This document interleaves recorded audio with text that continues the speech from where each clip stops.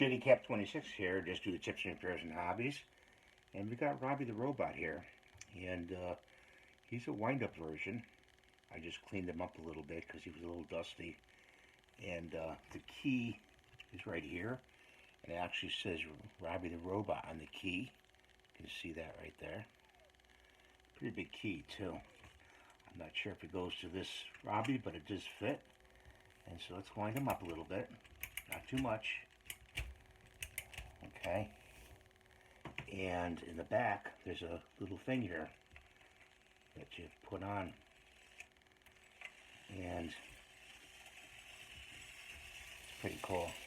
Check them out. His antennas go, and the front part goes. I don't know if you can see that. But we didn't wind them up really enough. So let's set them to off again and wind them up some more. Not too much. Let's try 5 turns.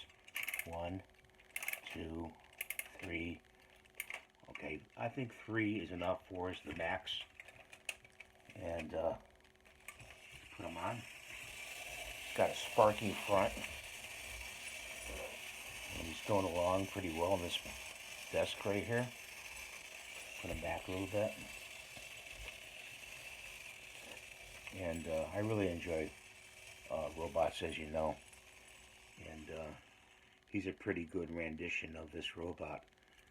You could find him probably on eBay if you really look, or also on, I think it's Robot Island or Toy Island. Look it up for toy robots and you'll find them there. And something really you could add to your collection. And I'm sure John Riggs has this in his collection, probably 5 of these.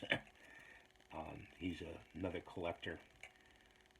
He's got the Toy Robot Hut, huge building with all kinds of robots in it.